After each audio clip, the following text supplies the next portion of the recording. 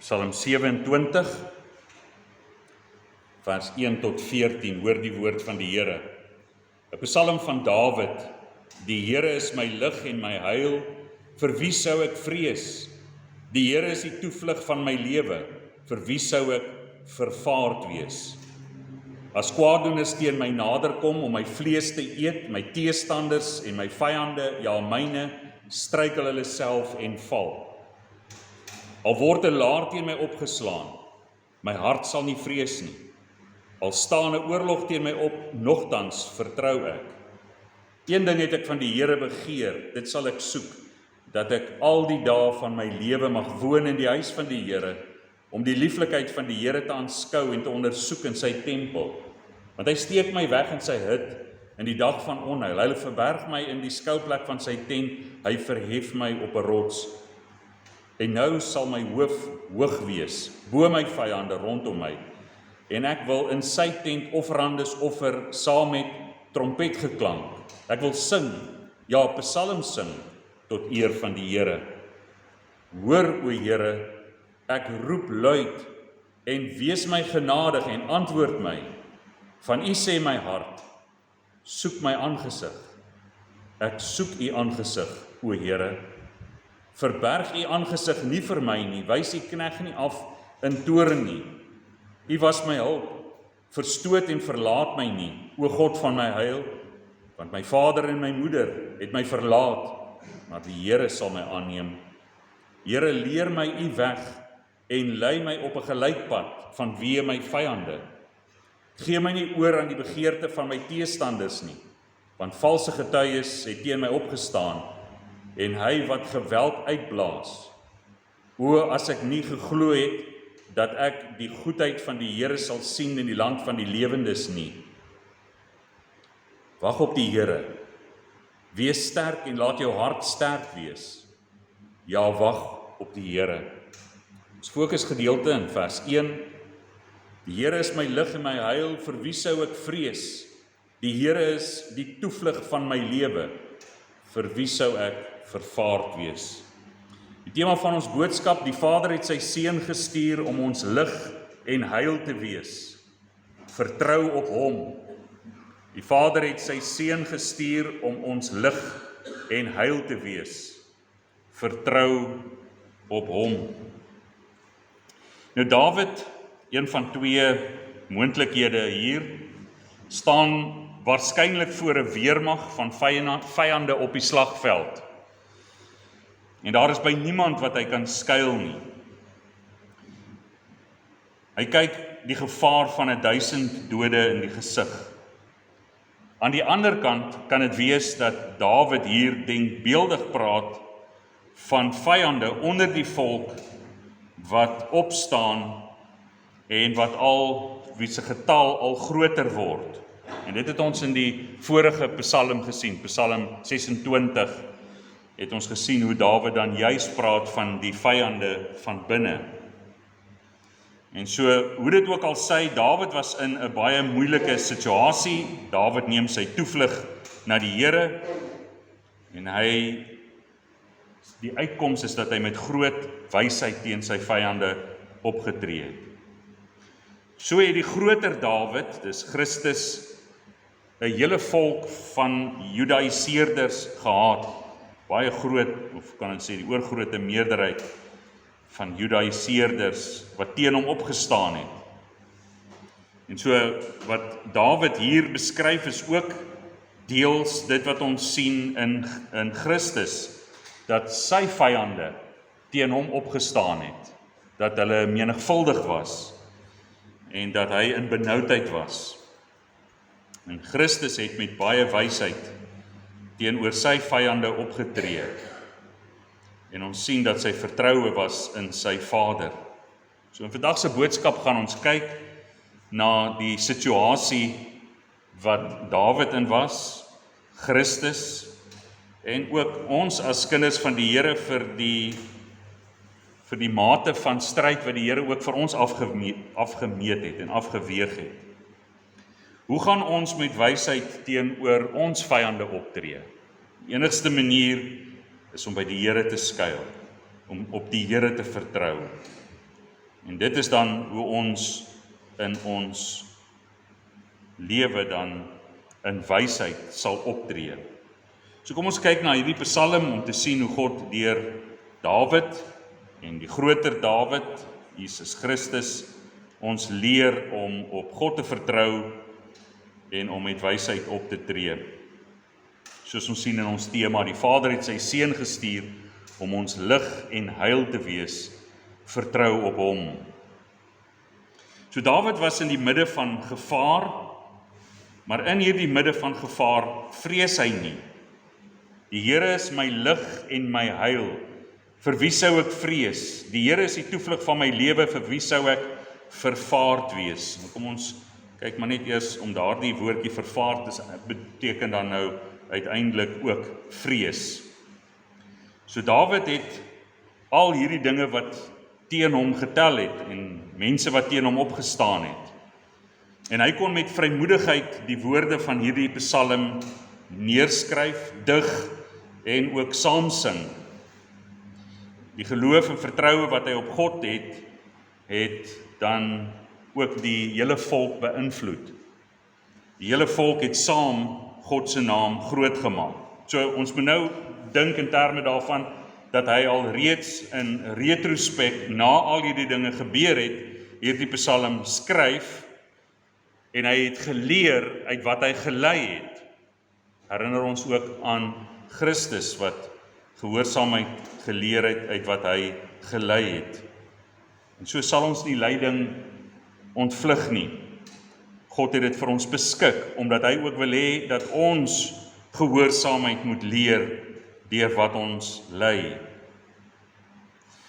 Paulus, toe hy oor verlossing gepraat het hy in vrymoedigheid uitgeroep. Ons sien in hierdie Psalm die vrymoedigheid van Dawid, en so ook Paulus, as God dan vir ons is, wie kan teen ons wees? Romeine 8 vers 31. So ons kry hierdie selfde tendens van Dawid waar hy uitroep dat die Here is my lig en my heil. Ek sal nie vrees nie. Hy is my toevlug. Ek sal nie bang wees nie. So die woorde lig en my heil, toevlug, hierdie is woorde in die oorspronklike wanneer hy sê my lig, dit is ook my verligting en dis ook die woord wat gebruik word soms om vreugde uit te lig. Die Here is my lig.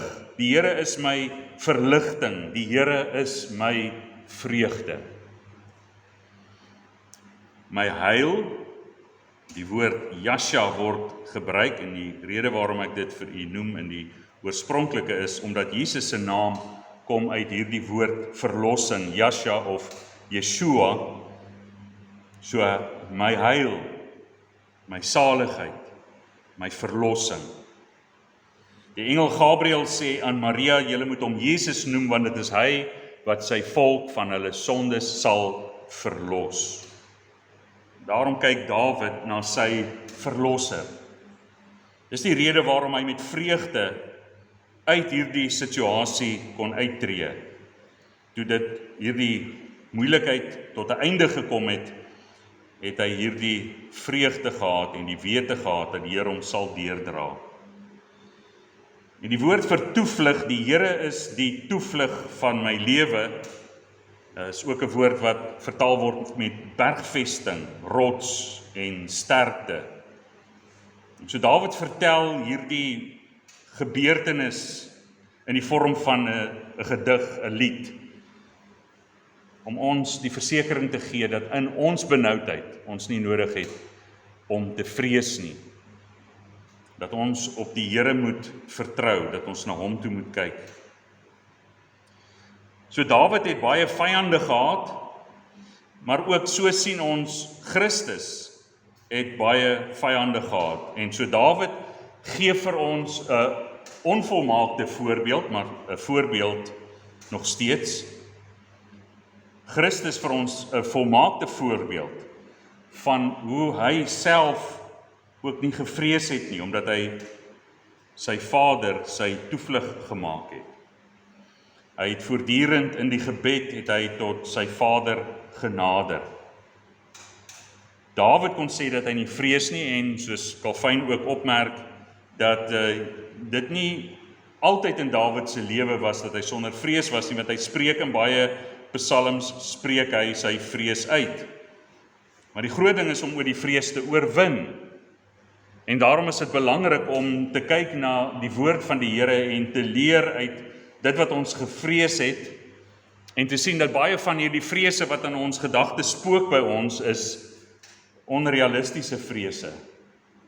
Op die ou end dra die Here ons daardeur. En Christus is die volmaakte voorbeeld, want letterlik die hele wêreld het teen hom opgestaan. Die Romeine as verteenwoordiging van die heidense wêreld en die Jode die verteenwoordiging van die volk van die Here.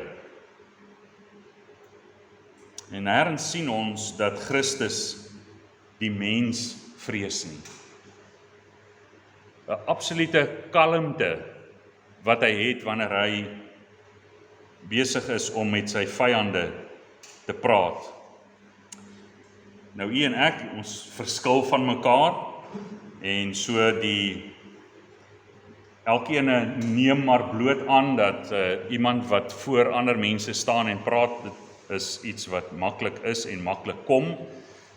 Maar ek kan vir u verseker dat vir die meerderheid wat voor mense staan, predikante, as 'n mens met hulle gesels, dis nie maklik om met mense te werk nie. Ek kan onthou toe ek op skool was, het hulle ons in die voorligtingklas dan 'n vraelys gegee en gesê, wat wil jy doen eendag? En ek sê, ek sal graag met mense wil werk. En nie geweet dat mense sulke komplekse wesens is nie. Dis iets wat moeilik om met mense te werk. En so is dit dan vir ons in verskillende van ons temperamente, vir sommige makliker en vir sommige moeiliker om met mense te praat. En baie mense is baie braaf, totdat jy vir hulle vra, maar kom staan nie voor en doen 'n afkondiging wat jy vir die mense wil sê met betrekking tot hierdie en daardie saak, en ewe skielik dan trek hulle kop uit. Dan is hulle nie meer so braaf soos hulle gesê het nie. Dit is iets wat 'n mens makliker mee te doen kry, of dit raak makliker in een sin, maar in 'n ander sin raak dit moeiliker, en dis nie waaroor ons gaan praat nie, maar Christus, ons kan nie anderste as jy met mense te doen het, met mense praat, en konfrontasie met mense is, dan kan jy nie anderste as om Christus te bewonder vir die absolute selfbeheersing wat hy gehad het terwyl hy met mense te doen gehad het. So 'n groot en kalmte en rustigheid. Daar was soms wat hy hard met mense gepraat het, wit gepleisterde grafte, vir Herodes gaan sê, jy vir daardie jakkals, maar in baie opsigte dan wys Christus vir ons 'n voorbeeld. Hoe kon hy dit doen? Ons kan maklik sê, dis omdat hy God is. God wat mens kom word het. Maar ons sien dat hy as mens volkome sy toevlug na die Here neem. Terwyl sy disippels nog heerlik lê en slaap, dan gaan hy uit en hy's in die gebed alleen tot sy Vader. Christus is hierdie volmaakte voorbeeld. Ons sien dit in ander ook wat hulle toevlug na die Here neem. Ons sien dit in konfrontasiesituasies waar Moses teenoor die volk, Daniël teenoor Nebukadneser, ook Sadrag, Mesach en Abednego. En ons sien dieselfde soort kalmte wat ons in Christus sien, kan ons sê die gees van Christus wat in hulle gewerk het, wat die Vader skenk aan die wat hom bid. So gelowige in tye van benoudheid, wat lê hierdie week vir jou voor? Wat lê vir jou, of wat het hierdie afgelope week gebeur? Of miskien het ons nodig om hierdie in ons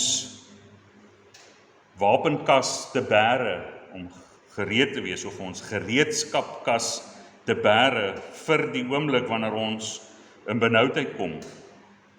Iets wat Christus ons geleer het, omdat ons dan nou juist nie weet wat die omstandighede is nie, om voor die tyd te bid, en nog soveel meer toe hy Petrus gewaarsku het, toe hy in daardie selfbravade ingegaan het, dat ek saam met u sal sterwe, en dit later soos ys op 'n warm Durbandag wegsmelt, so het sy moed hom begewe.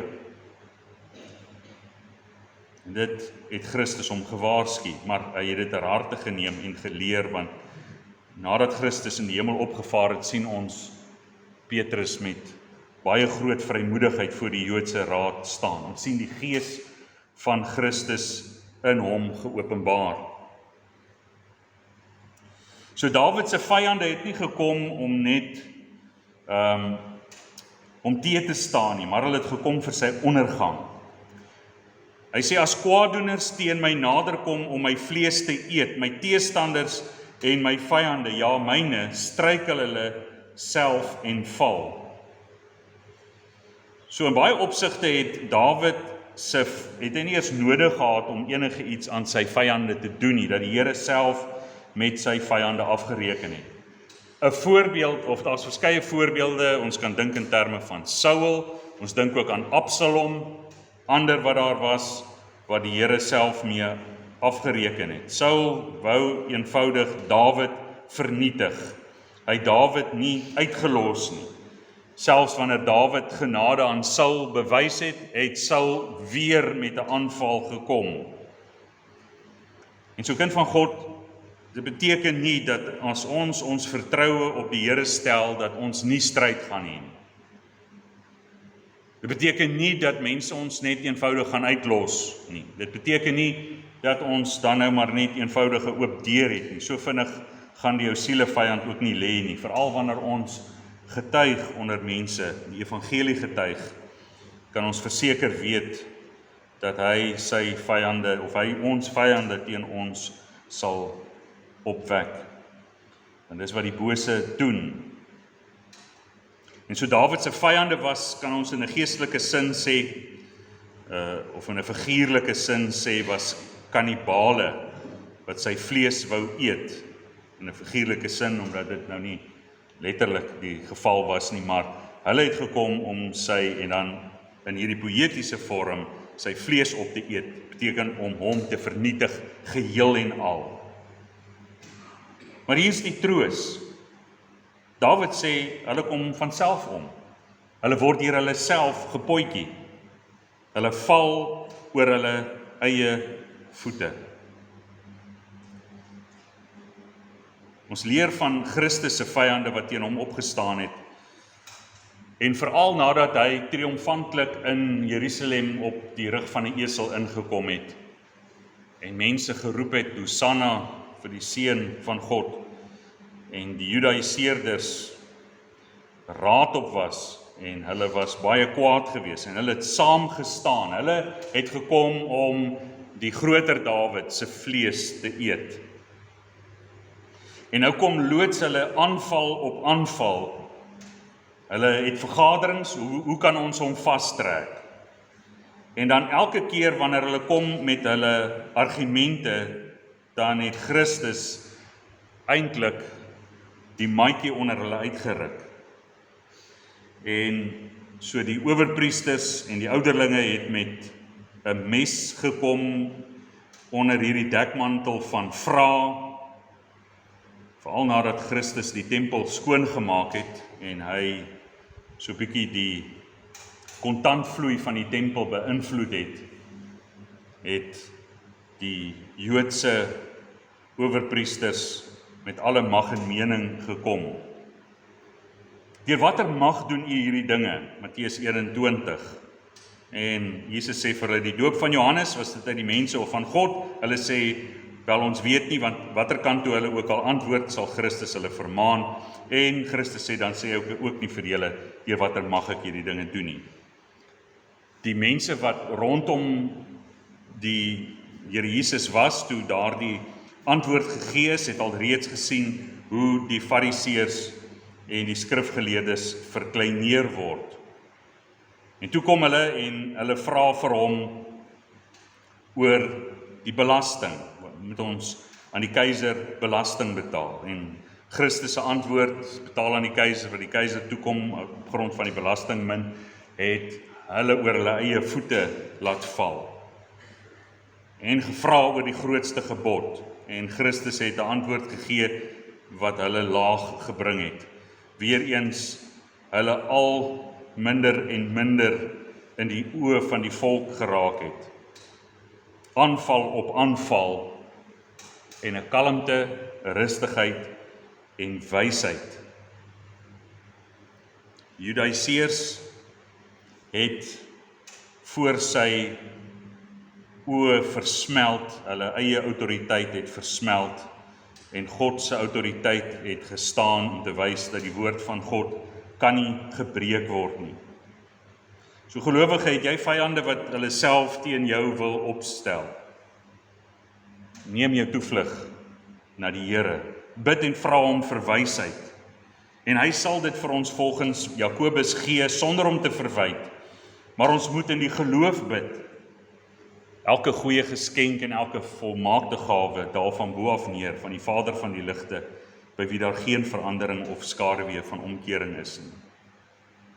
Is daar diegene wat hulle mes vir ons in het, wat nie net in ons kringe waar ons werk of familie, maar ook is daar mense in ons milieu, in ons land, in die politiek, wat sê, vyande wat opstaan en sê, jy het geen reg om hier te wees nie.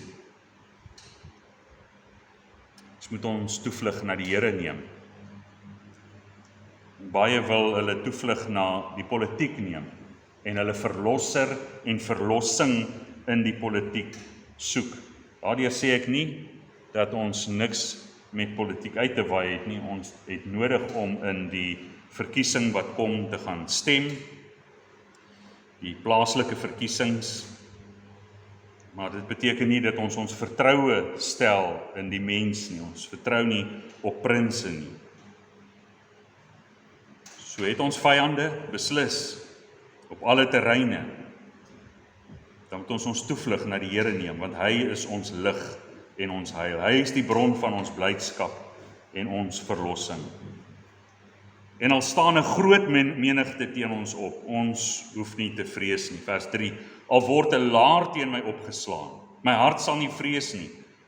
Al staan 'n oorlog teen my op, nogtans vertrou ek.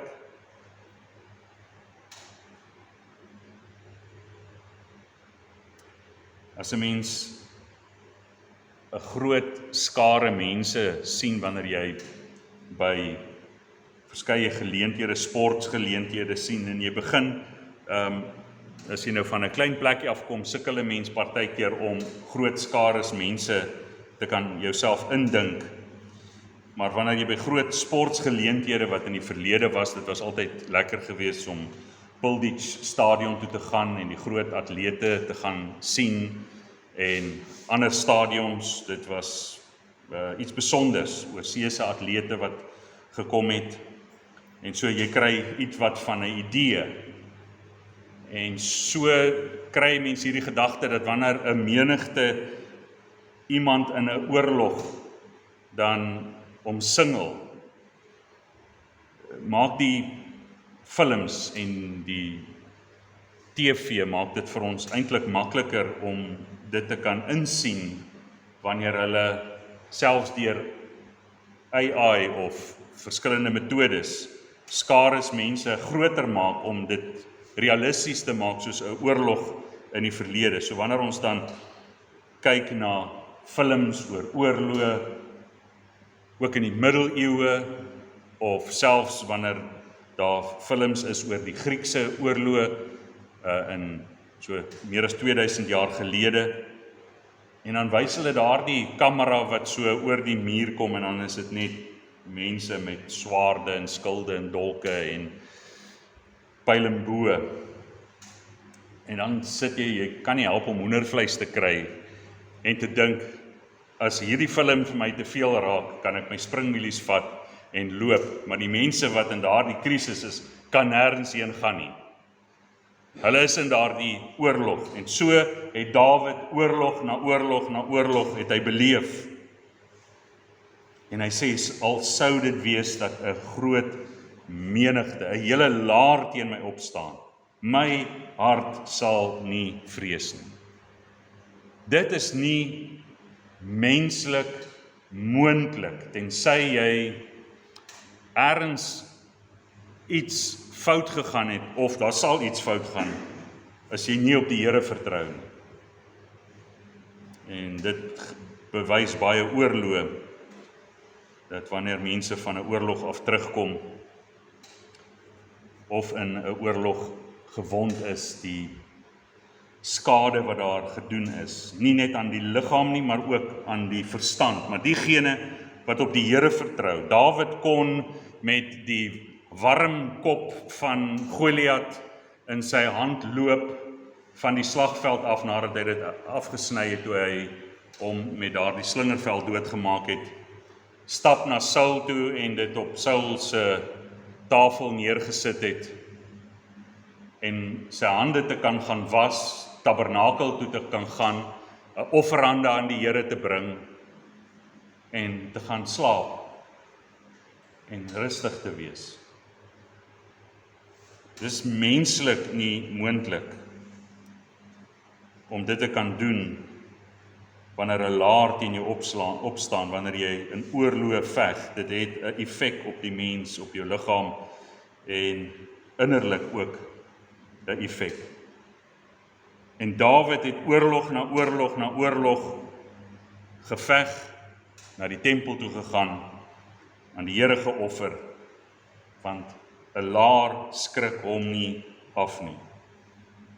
En al was die hele Jerusalem, en ons weet dis nie almal in Jerusalem nie, maar 'n oorgrote meerderheid van Jerusalem teen Christus, sien ons dat hy geen vrees gehad het nie. Pilatus het homself verwonder in Christus. Hy is die volmaakte voorbeeld. En so 'n kind van God, as ons sê, ons het een of twee vyande, maar as die vyande meer en meer en meer word, en ons meer benoud word, die enigste weg om dit te kan verdra, is om by die Here te skuil. Die enigste manier om 'n bende storm te loop, is met God. En nie uit ons eie krag nie, ons eie krag sal versmelt. So Dawid het in die teenwoordigheid van God lief gehad. Here, ek het lief die woning van u huis en die woonplek van u heerlikheid. En so Dawid het elders gesê, Psalm 121 of 122 vers 1, ek was bly toe hulle vir my gesê het, laat ons na die huis van die Here gaan. So die tempel was verteenwoordigend van God se teenwoordigheid onder sy volk. En Jesus het 'n mooi perspektief gestel vir sy disippels, waar hulle in verwondering was oor die tempel, en gesê, moet julle nie verwonder nie, jy sal nie een klip op 'n ander bly staan nie. Waaroor die disippels wel verwonderd moes wees, is dit waarvoor die tempel gestaan het, en dit was vir die teenwoordigheid van God onder sy volk. En dis wat baie mense miskyk.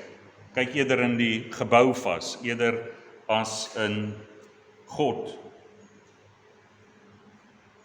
Daardeur sê ek nie gebou is nie belangrik nie, maar dis iets wat dit voor verteenwoordig, en God se teenwoordigheid word verteenwoordig, ook hier by ons in hierdie gebou. Ons kom op na die huis van die Here, maar soos wat Dawid self ook aan Salomo geleer het, en Salomo dit by die inwyding van die tempel gebid het, God woon nie in tempels wat met hande gebou is nie. Dit beteken nie die tempel is nutteloos gewees nie, maar jou perspektief moet reg wees.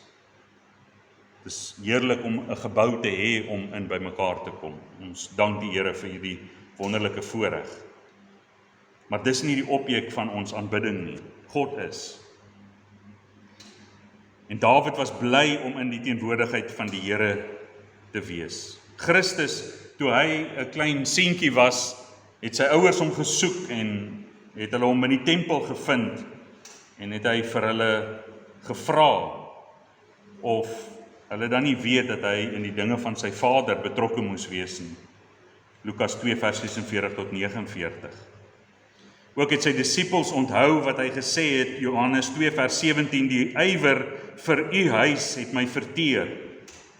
Christus het 'n liefde gehad vir die tempel, alhoewel daar baie vyande in die tempel was en hulle self ingewurm het daar. Het hy nie gevrees nie. En alhoewel die tempel vernietig is 70 na Christus, het Christus die aandag op homself gefokus as die nuwe tempel. Breek hierdie tempel af en ek bou dit in 3 dae weer op. Christus is ons tempel. Christus is vir ons die versekering dat God is met ons.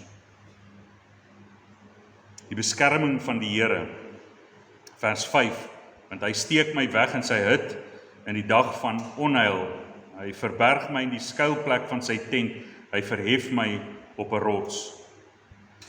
Dawid se vreugde was om in die teenwoordigheid van die Here te wees, en Dawid het daar skuiling gevind, en is opvallend dat die hut van die Here genoem word. Ons sien in Amos 9 vers 11, die vervalle hut van Dawid, en dan in Handelinge 15 vanaf vers 16, dat die Here weer die vervalle hut van Dawid sal oprig. Wat is hierdie vervalle hut? En dis die tent, die tabernakel. Hoekom is dit vervalle? Want Salomo het die tempel gebou en al die meublement is van die tent, van die tabernakel af oorgedra in die tempel, en daardie tabernakel het in onbruik verval. En dit was die simbool gewees van dat God sy volk weer sal ophef, maar nou met die heidene wat deel uitmaak van daardie vervalle hut wat opgebou is. En hy sê in daardie hut van die Here, onder God se volk en selfs onder die nasies wat hulle verenig onder Christus, is daar beskerming.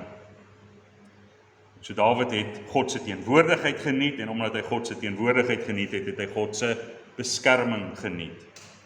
God is ons lig, en God lig ons op na hom toe. Psalm 27 vers 5, hy verhef my op 'n rots.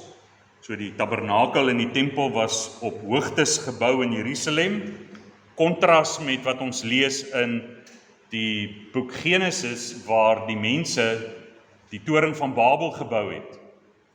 Waar het hulle die toring van Babel gebou? In die dal van Siniar. Maar die tabernakel was op Sionberg.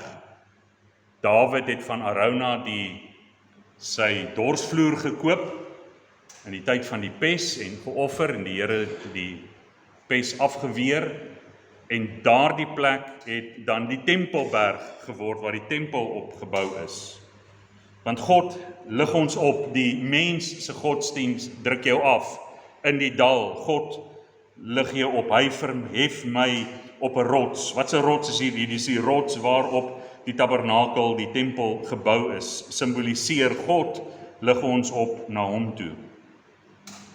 En so wanneer ons onsself voor die Here verootmoedig en verneder, dan sal hy ons ophef na hom toe. So kind van God, wat is jou stryd? Wat is dit wat jy in hierdie week ervaar het, wat jou neergedruk het? En miskien wag daar iets vir jou in hierdie week. Wat leer ons van Dawid? Wat leer ons van Christus? Om die Here ons toevlug te maak. Hoe doen ons dit? In die gebed. Om in sy teenwoordigheid te wees. Ons week begin hier by die kerk. Dis ons asemhaling. Die Here het die asem van die lewe in Adam geblaas, en met die nuwe skepping blaas die Here sy asem in ons. Wat is sy asem? Die hele skrif is deur God geasem en is nuttig tot lering, weerlegging, teregwysing en onderwysing in die geregtigheid. En so, dit word vandag ingeasem. Ons sê teenoor die Here in ons votum, ons is afhanklik van U. Die Here kom en hy asem teenoor ons, dat hy ons seën. En dan asem ons uit, ons sing 'n psalm tot eer van sy naam. En ons bely ons geloof, ons erken dat dit die evangelie wat hy ons gegee het, en dat hy sy wet vir ons gegee het, hy asem sy woord, en ons asem dit in, en ons reageer met ons sondebelydenis. En sodoende kom God en hy onderhou ons, hy is ons heil, hy is ons verlossing, hy is ons lewe. Ons hele liturgie is 'n liturgie van lewe. En dan gaan ons hier uit, en dan beteken dit nie, ons word ontkoppel van hierdie asemhaling nie. Ons is onder die beheer van God, bid gedurig deur. Ons vertroue is op die Here. En dit is dan wanneer ons vind dat ons nie benoud is nie. Dis dan wanneer ons kalm is, ten spyte van stryd en probleme. En mag die Here ons dan nader aan hom trek deur Dawid se voorbeeld, deur sy woord wat hy ons vanmôre kom gee het, die voorbeeld en die volmaakte voorbeeld van sy seun, om ons toevlug na die Here te neem, skuil by die Here, hy alleen is ons heil en ons verlossing. Kom ons bid saam. Ons almagtige Hemelse Vader, hoe kan ons nie anders as om in dankbaarheid teenoor U te bid en vir U te eer vir wat U alreeds vir ons gedoen het, terwyl ons in baie opsigte probeer om autonoom op te tree, self op te tree in ons eie krag, eie belang, ons eie verstaan van U woord, en dit terwyl ons baie keer nie gehoor gee aan wat U vir ons kom verklaar. Baie helder en baie duidelik nie. Ons is baie keer ongehoorsaam en daarom bevrees om na U toe te kom, om te vra vir U hulp, net soos wat Dawid baie keer gestruikel het. Maar hy het die vrymoedigheid geneem om na U toe te kom en U het hom gehelp, en so bid ons dat ons die vrymoedigheid sal hê om na U toe te kom en voor U troon te kom bid vir hulp. Wanneer ons dan voor U verootmoedig, sal U ons op die regte tyd verhef. Ons dank U daarvoor. Ons dank U dat U dit deur U seun doen. Ons dank U ook dat die seun van God weet wat dit is om 'n laar van mense, van vyande rondom hom te hê. Dankie vir die voorbeeld van kalmte en rustigheid. Ons begeer die Gees wat in Christus gewerk het, en U sê vir ons, hoeveel te meer wil die Vader vir ons die Heilige Gees gee vir die wat hom bid, want ons sal nie aan ons kinders slegte gawes gee nie, en nog minder sal U vir ons slegte gawes gee. U wil vir ons die gawe van U Gees gee, vir die wat U vertrou daarvoor, vir die wat U bid daarvoor. Waarom wil ons dit bid vir onsself in hierdie week wat kom, of heling vir die week wat verby is. Hierdie dinge vra ons om Christus ontwil. Amen. Ons het nou geleentheid om die Here te dien met ons offergawes.